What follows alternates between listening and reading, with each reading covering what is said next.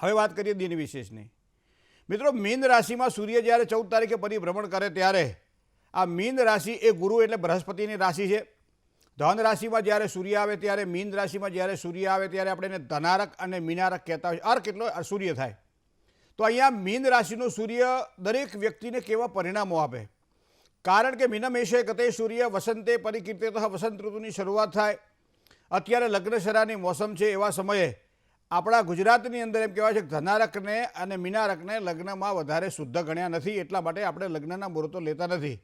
વાપી અને તાપી વચ્ચે એમ કહેવાય છે કે લગ્નના મુહૂર્તો નીકળે છે, પણ આપણે અહીંયા લગ્નના મુહૂર્તો લેવાતા નથી. ઋતુ પરિવર્તનના કારણે પણ કદાચ આ વ્યવસ્થા આપણા ઋષિઓએ આપણા માટે કરેલી હશે, આપણા ગઈઢિયાઓએ આપણા માટે કરેલી હશે. પણ ધન રાશિની અંદર જ્યારે પણ સૂર્ય કુંડળીમાં પડ્યો હોય ત્યારે પણ એમ કહેવાય છે કે લગ્ન યુગમાં વિલંબ કરાવડાવે છે. સાથે સાથે બૃહસ્પતિ કહેતા ગુરુ જ્યારે સિંહ રાશિમાં એટલે સૂર્ય રાશિમાં પડ્યો હોય ત્યારે પણ લગ્ન યુગમાં વિલંબ કરાવડાવે છે. તો એનો મતલબ એવો થાય કે દાંપત્ય જીવનની સુખાકારીમાં બૃહસ્પતિ કહેતા ગુરુનું ખૂબ જ સારું બળ છે. અને એમાં આત્માનો કારક જ્યારે સૂર્ય આ બૃહસ્પતિ કહેતા ગુરુ સાથે જ્યારે યુતિમાં આવે ત્યારે લગ્ન યોગની અંદર ક્યાંક ને ક્યાંક તકલીફો ઉત્પન્ન કરાવડાવે છે. અને એટલા માટે જ અહીંયા ગુરુ જે છે, ગુરુની રાશિની અંદર જ્યારે સૂર્ય પ્રવેશ કરે ત્યારે દરેક રાશિને અલગ અલગ પ્રકારના ફળ આપે છે. એમાંય પાછો આ સૂર્ય તો પરિભ્રમણ કરે છે મીન રાશિમાં, જ્યાં ઓલરેડી રાહુ બેઠેલો છે. તો રાહુ સાથે આ સૂર્યની યુતિ થઈ. તો રાહુ અને સૂર્ય ભેગા થાય ત્યારે આપણા જ્યોતિષશાસ્ત્રમાં એવું લખ્યું છે કે આ યોગને ગ્રહણ યોગ કહેવામાં આવે છે. તો એનો મતલબ સૂર્યનું બળ, રાહુનું બળ આ બંને સાથે મેળવીએ તો રાહુ પહેલાંથી તે સ્થાનમાં બિરાજમાન છે, સૂર્યનારાયણ એ સ્થાનમાં આવશે અને આખો મહિનો ચાલશે. તો આવા સમય દરમિયાન આ રાહુ અને સૂર્યનો ગ્રહણ યોગ કોને નુકસાન કરાવે, કોને ફાયદો કરાવે? બીજું તમને કહું કે વર્તમાન સમયે શનિ જે છે એ સ્થાનમાં બેઠેલો સૂર્ય એ શનિથી છૂટો પડે છે. તો આવા સમયે સૂર્યનારાયણ અને શનિ મહારાજની જે કૃપા અવકૃપાની જે વાતો જે હતી, ઘણા એવા શનિ અને સૂર્ય ભેગા થાય ને ત્યારે એને સંઘર્ષ યોગ કહેવામાં આવે. ઘણી બધી રાશિઓએ આ મહિના દરમિયાન જોયું હશે સંઘર્ષ યોગથી, જેને એમ કે પીડા અનુભવી હશે એને ખબર પડે. કારણ કે દર્દના દિલ તો દર્દી દિલ જાણે, વૈદો હકીમોને નથી સમજાતું, કોને કેવી દિલડાની વાતું નથી રહેવાતું. ના કહેવાય ના સેવાય, આ શનિની પીડા છે મિત્રો. સંપત્તિ સુખ દરેક પ્રકારે હોવા છતાંય જ્યારે શાંતિ નથી મળતી ત્યારે આ શનિની અવકૃપાનું કારણ કદાચ આ હોઈ શકે કે સૂર્ય સાથે રહેલો આ શનિ ક્યાંક ને ક્યાંક પીડા આપે. માનસિક અશાંતિ હોય, ઉચાટ હોય, નોકરી ધંધામાં ઓચિંતાનું એક જગ્યાથી બીજી જગ્યાએ પરિવર્તન, આવા સમયે જે પરિણામ મળવા જોઈએ સારાની જગ્યાએ ખરાબ પરિણામો મળે. તો એવા સમયે પણ સૂર્ય અને શનિના આ સંઘર્ષ યોગને જોવો રહ્યો. અને એ જ સૂર્યનારાયણ જ્યારે રાહુ સાથે યુતિમાં આવતા હોય, ગ્રહણ યોગ કરતા હોય ત્યારે આવતા મહિના દરમિયાન પણ થોડું સાચવીને અમુક રાશિઓએ કામકાજ કરવાનું રહેશે. દરેક આમાં તમને કહું, સામાન્ય રીતે આપણે રાશિમાં શું કહીએ કે મેષ રાશિ, વૃષભ રાશિ, મિથુન રાશિ, કર્ક રાશિ, સિંહ રાશિ, કન્યા રાશિ, તુલા રાશિ, વૃશ્ચિક, ધન, મકર, કુંભ અને મીન. બરાબર ને? આપણે આ રીતે રાશિનો ઉપયોગ કરીએ અને આ રીતે વાત કરીએ ભાઈ મારી તુલા રાશિ છે. પણ તમને ખબર છે તુલા રાશિમાં કેટલા નક્ષત્ર આવે, મેષ રાશિમાં કેટલા નક્ષત્ર આવે? દરેક નક્ષત્રના જે સ્વામી ગ્રહ છે એ સ્વામી ગ્રહને ગોચરના ગ્રહ સાથે કેવો સંબંધ છે. દરેક મેષ રાશિવાળાને તકલીફ ના હોય, પણ 40% મેષ રાશિવાળાને તકલીફ હોય, 60% મેષ રાશિવાળા જલસા કરતા હોય. તો એનો મતલબ એવો થાય કે મેષ, આપણે નથી કહેતા ભાઈ તારી કઈ રાશિ, કે તુલા રાશિ, તો કે આ વખતે હું બહુ હેરાન થયો, આખો મહિનો મને બહુ તકલીફ પડી. પણ બીજો તુલા રાશિવાળો પાછું શું કહે છે કે ના હો, આ વખતે 2-3 ધંધા મારા સારા થઈ ગયા, મારા પરિવારની અંદર કોઈ સારા પ્રસંગો ઉકેલાઈ ગયા, ખર્ચાની ખબર નથી કે ક્યાંથી આવશે, છતાં ખર્ચાઓ મારા પૂરા થઈ ગયા. આ વસ્તુ આપણને જોવા મળે. એવા સમયે જ્યોતિષને જો દીર્ઘ દ્રષ્ટિએ જોવામાં આવે, એને જેને કહેવાય ને કે હોયના નાકાની અંદર જ્યારે દોરો પરોવાનો હોય ત્યારે આંખને જેમ ઝીણી કરવી પડે છે અને ત્યારબાદ એ દોરો સોયના નાકામાં પરોવાય છે ને સોય અને દોરો આપણને ઉપયોગમાં આવે છે. એ જ રીતે મને તમને જ્યોતિષશાસ્ત્રની જો સૂક્ષ્મ ગણિતની આપણી પાસે જો શ્રદ્ધાપૂર્વકનું આ હશે તો સારા પરિણામો આપણને ઝડપથી પ્રાપ્ત થશે. કારણ કે સવા બે નક્ષત્ર જે છે એ ચંદ્રમાં ભોગવે છે. હવે તમારી મેષ રાશિ છે તો મેષ રાશિમાં તમારો કદાચ અશ્વિની નક્ષત્ર પણ હોઈ શકે છે, ભરણી નક્ષત્ર પણ હોઈ શકે છે અને કૃતિકા નક્ષત્રનું એક ચરણ પણ હોઈ શકે છે. આ એક રાશિ, એક નક્ષત્રને 4 ચરણ હોય તો એ વિચાર તમે કરો કે અશ્વિની નક્ષત્રના 4 ચરણ મેષ રાશિના છે, ભરણી નક્ષત્રના 4 ચરણ મેષ રાશિના છે, પણ કૃતિકા નક્ષત્રનું એક જ ચરણ મેષ રાશિમાં છે. તો કૃતિકા નક્ષત્રના બીજા જે 3 ચરણ છે તો વૃષભ રાશિમાં આવી જાય છે. નક્ષત્રને પણ પોતાનો સ્વામી હોય છે કે નક્ષત્રને પણ પોતાનું બળ હોય છે અને એ નક્ષત્રના સ્વામી સાથે એમ કહેવાય છે કે આ જન્મકુંડળીમાં ગોચરનો પરિભ્રમણ કરતો ગ્રહ મૈત્રી આપે છે, અધિમૈત્રી આપે છે, શુભત્વ આપે છે. બધાને હરખા પરિણામો નથી મળતા, પણ આમ ઉપર પરાશ જોઈએ એટલે આપણને એવું લાગે કે છાશ આવી હશે પણ એને હલાવવી પડે, કારણ કે છાશ તો ઓલરેડી અંદર છે. આ ઉપર તો એની પરાશ છે, પાણી છે. એ જ પ્રમાણે જ્યોતિષશાસ્ત્રની અંદર પણ થોડું એને મંથન કરવું પડે, ત્યારે આપણને સાચી સમજણ પડે છે મિત્રો. કે નથી કહેતા કે ભાઈ આ રાશિ બદલાડી એટલે આ રાશિવાળાને આવું થશે ને આ રાશિવાળાને આ તકલીફ થશે ને આ રાશિવાળા મારા 22-23 દાડામાં એવા કયા બાપ દાદાએ આપણા ઝાડવાઓ નાખેલા છે કે જેના કારણે આપણે ફળપાક લઈ શકીએ, માલામાલ થઈ જવાય છે. પણ ક્યાંથી માલામાલ થવાય? નોકરીના ઠેકાણા નથી, પગાર મળ્યો નથી 2 મહિનાનો, માલામાલ થવાય ક્યાંથી? પણ આ સાંભળવું સારું લાગે, બરાબર, પણ ગ્રહો મિત્રો આ રીતે આપણને શોર્ટકટ નથી આપતા. વ્યવસ્થિત રીતે દર મહિને બદલાતા ગ્રહો નક્ષત્રના આધારેના પરિણામ આપે છે. એ 30 દિવસનો ગાળો ગ્રહ નક્ષત્ર ભોગવતો હોય તો 10-10 દિવસના 3 ભાગ કરી કયા 10 દિવસ એના માટે સારા છે ગ્રહો દ્વારા જોઈ શકાય છે. પણ એના માટે તમારે નક્ષત્ર પણ જોવું પડશે. તો આજ મારે આપણે આ કહેવું છે કે ગ્રહ જ્યારે બદલાતો હોય ત્યારે નક્ષત્રને પણ ધ્યાનમાં રાખી અને ગ્રહ બદલું જો આપણે સારી રીતે એમ કહેવાય કે એની ઓળખાણ કરવામાં આવે તો સારા અને સાચા ફળની આપણને ખબર પડે. રોડ ઉપર નીકળ્યા હોઈએ અને લખ્યું હોય કે ડાયવર્ઝન છે એટલે આપણે ગાડીને હળવી પાડી દઈએ, એ બાજુ ડાયવર્ઝન હોય એ બાજુ જતા રહીએ, બરાબર. પણ ડાયવર્ઝન કે આખા છેકથી છેકુથી રોડ ઉપર ના હોય, એ અમુક સમય પૂરું થઈ જાય. પછી એ ડાયવર્ઝનવાળો રોડ બધો ખરાબ ના હોય, પાછો અમુક જ ખરાબ હોય, અમુક તો પાછો સારો રોડ હોય.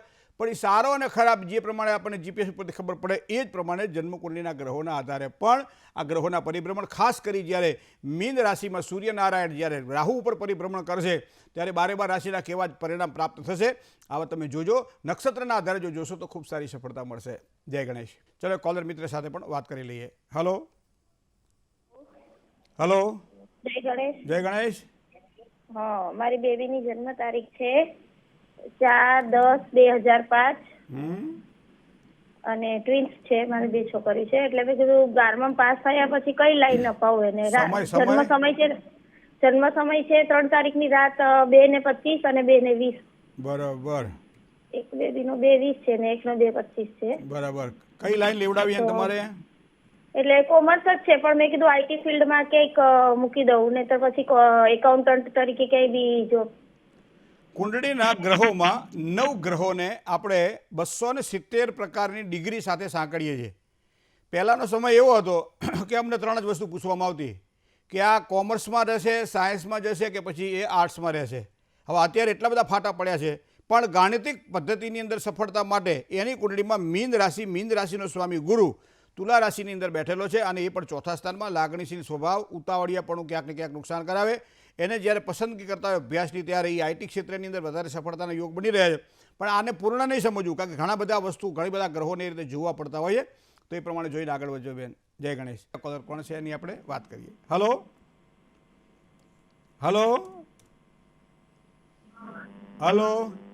હલો. જય ગણેશ. હા, જય ગણેશ. હા હા, મારા બાબા વિશે પૂછવું છે. મારા બાબાનું નામ છે વિશ્વાસ. બરાબર. એની જન્મ તારીખ છે 31/1/2004 અને સમય છે બપોરનો 2:15 થી એના વચ્ચે અને શનિવાર છે. શું પ્રશ્ન હતો? જન્મ સ્થળ કયું? હારીજ. ધારી અમરેલી? હારીજ. હારીજ પાટણ હારીજ બનાસકાંઠા.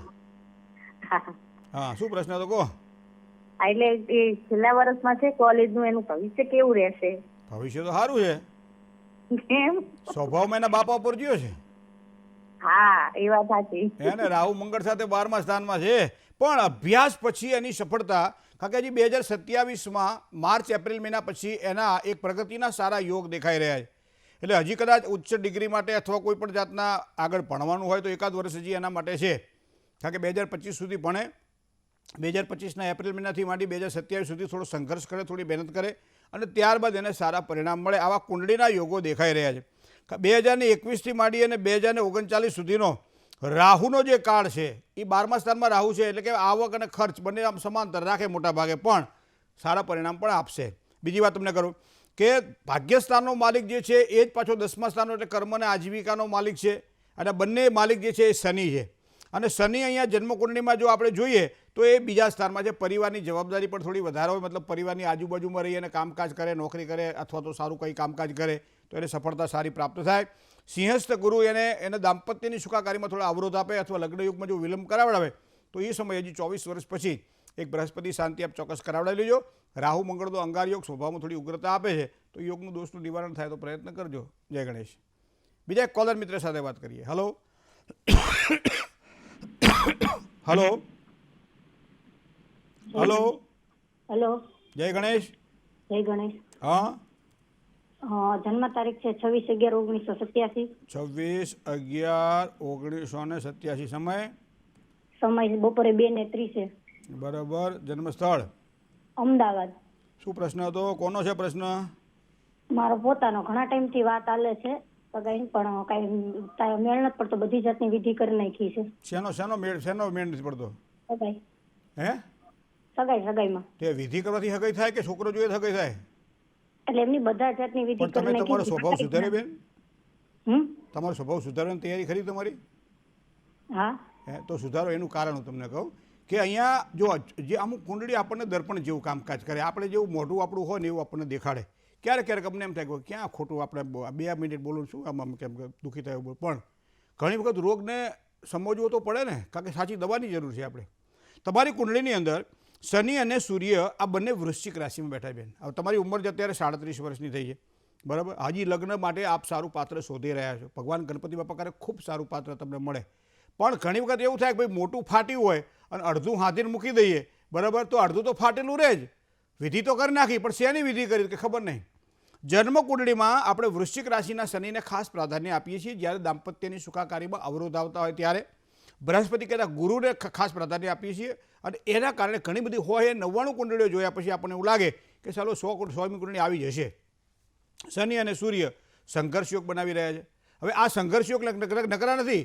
મંગળની રાશિની અંદર બેઠેલો શનિ એટલે વૃશ્ચિક રાશિનો આ શનિ દાંપત્ય જીવનમાં પોતાના વિચારોની સાથે પણ એમ કહેવાય છે કે થોડું બીજાના વિચારો સાથે મેળવતા શીખવું પડશે, કારણ કે તો જ મેળ પડશે. દૂધ તો બેય કહેવાય, ગાયનું દૂધ કહેવાય અને ભેંસનું દૂધ કહેવાય, પણ બેનો કલર અલગ અલગ આવે. તો બે ભેગું કરવા પ્રયત્ન ના કરો. એ છે આપણે છીએ, પણ સાથે રાખીને કામકાજ કરવા માટે પ્રયત્ન કરો. મને લાગે છે આ વર્ષ તમારા માટે થોડું સારું દેખાઈ રહ્યું છે.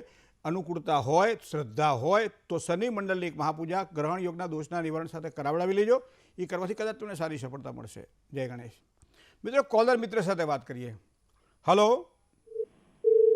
Hello hello. જય ગણેશ. જય ગણેશ મહેન્દ્રભાઈ. બોલો બોલો બેન. હા, જન્મ તારીખ લખો 23/2/1971. 23/2/1971. સમય સમય 6:30 સવારમાં, સાંજે 6:30. અને સ્થળ છે અરવલ્લી જિલ્લાનું શામળાજી જોડે લુસડિયા. બરાબર. શું પ્રશ્ન હતો?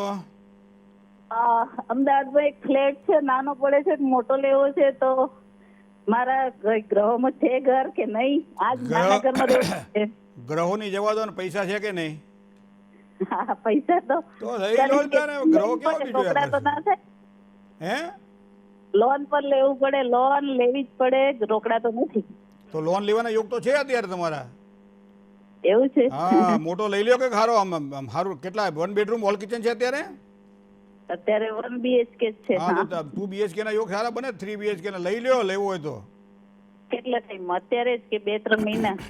5મા મહિના પછી, ઓકે. 2 મહિના પછી લઈ લો. વૈશાખ મહિના, જેઠ મહિના. બરાબર. હા હા. ઘડો બળો મુકત મહેન્દ્રબેન બોલાવજો પાછા. એકલા જતા રહેતા નહીં રહેવા. હા, અમદાવાદ નોકરીમાં જામનગર છે. હું અમદાવાદ આવીને તમને મળવા આવવાની જ છું. મારા છોકરાને એક જય ગણેશ.